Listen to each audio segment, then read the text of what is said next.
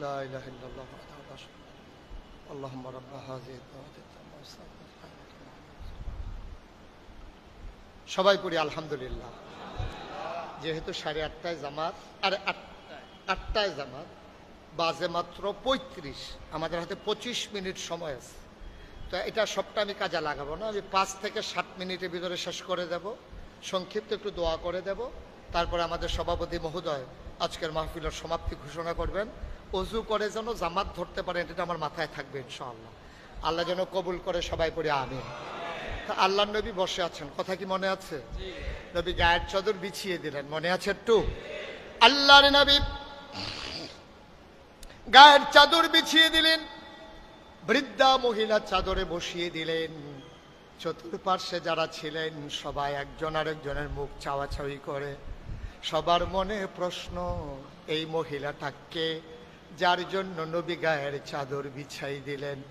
আল্লাহর নবী বুঝতে বাকি নাই, তিনি ডাক দিয়া বললেন, সাহাবারা, নিশ্চয়ই তোমরা জানতে চাও আমি কার জন্য গায়ের চাদর বিছাইলাম, আমি কোন মহিলার জন্য গায়ের চাদর বিছাইলাম। ও সাহাবারা শোনো, জন্মের আগেই আব্বা হারিয়ে ফেলেছি, কোনোদিন বাবার মুখ দেখি নাই, কোনোদিন আব্বা বলে একটা ডাকও দিতে পারি নাই। সাহাবারা, ছোট ছোট বাচ্চারা যখন আব্বা আব্বা বলে ডাক দেয়, আমার মনে রায় রায় বাবার চেহারাও ভেসে ওঠে না। আমি কোনোদিন বাবা দেখি নাই, কল্পনায় বাবার চেহারা মনে করতে পারি না। বাচ্চারা যখন বাবা বলে ডাকতে মন চায়, আমারও মন চায় আমিও যদি একবার আব্বা বলে ডাক দিতে পারতাম। জন্মের আগে বাবা হারিয়ে ফেলেছি, বাবা ডাকার সুযোগ হলো না। 6 বছর যখন বয়স, মা হারিয়ে গেল।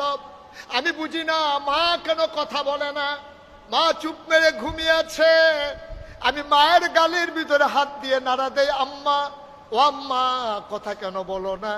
কে আমারে ঘুম পাড়াবে, কে আমারে গোসল করিয়ে খাইয়ে দেবে? মা, কে আমারে আদর করে চুল আছড়িয়ে দেবে গো মা? কে আমাকে পায়ের উপরে শোয়াইয়া ঘুম পাড়াই দেবে? আমি এমন করেও ঝরে কাঁদতেছিলাম।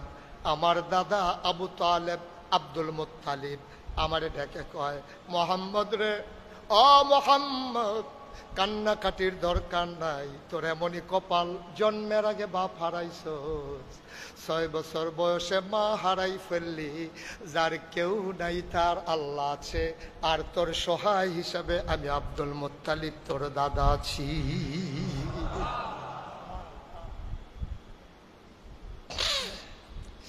আব্বা দেখলাম না জীবনে, 6 বছর বয়সে মা হারিয়ে ফেললাম। যদি মা পাইতাম, নিজের চামড়া কেটে মায়ের পায়ের জুতা বানাই দিতাম। মায়ের জন্য কিচ্ছু করতে পারি নাই। আজকে যার জন্য গায়ের চাদর বিছাই দিলাম, এই মহিলাটা আর কেউ না। আমি যখন কিচ্ছু বুঝি না, শিশু মানুষ, এই মহিলাটা কুলে করে মক্কা থেকে আমাকে তায়েফে নিয়ে এসেছিল। 2 বছর চুক্তি ছিল আমাকে দুধ পান করাবে।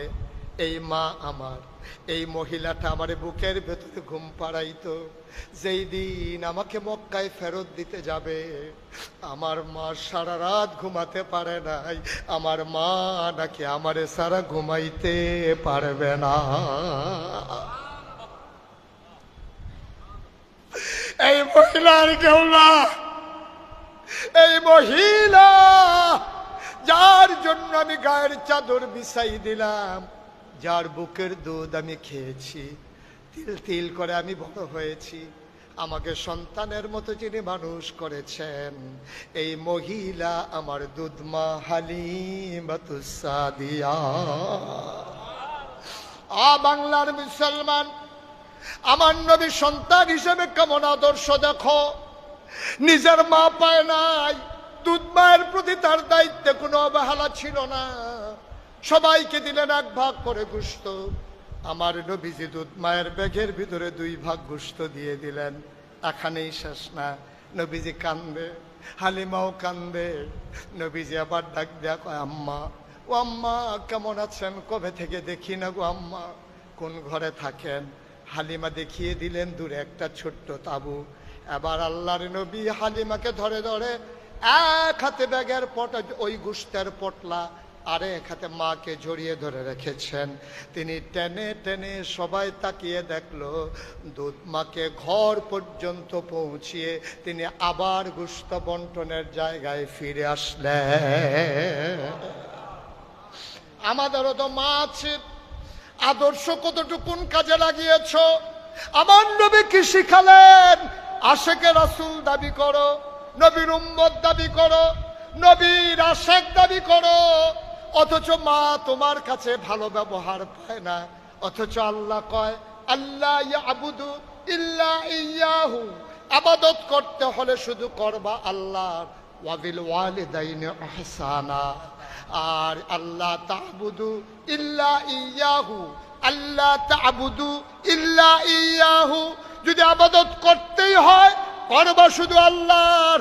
আর ওয়াবিল ওয়ালিদাইনি ইহসানা, আর কোমল ব্যবহার, ভালো ব্যবহার সবটাই যিনি পাও না তিনি তোমার মা। বলো সুবহানাল্লাহ। সুতরাং আসুন, নবীর চরিত্রের সবগুলো দিক স্বল্প সময় আলোচনা করা বড়ই কঠিন। আমরা নবীর জীবনকে চর্চা করব, নবীর জীবনী পড়ব, জানবো, জেনে জেনে নবীর জীবন অনুযায়ী নিজের জীবন সাজাবো ইনশাআল্লাহ।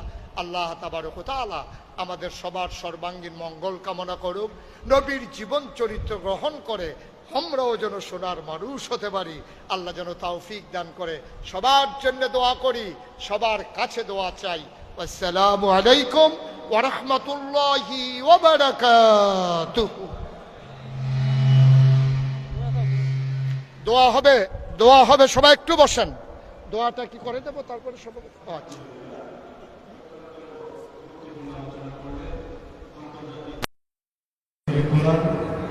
প্রখ্যাত আলেম হযরতুল আল্লামা মাওলানা মুফতি মুশতাক আহমদ ফরিদুল হুজুরকে ইসলামিক ফাউন্ডেশনের পক্ষ থেকে প্রশংসা জানাই।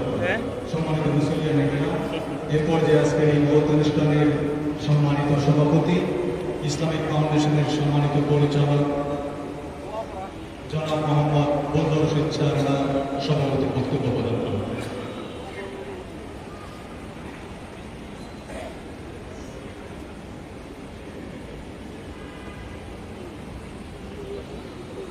সুপ্রিয় দর্শক, আপনারা যে যেখান থেকে দেখছেন দয়া করে লাইভটা একটু শেয়ার করে দেন। দয়া করে লাইভটা একটু শেয়ার করে দেন। যিনি ওয়াজ করেছেন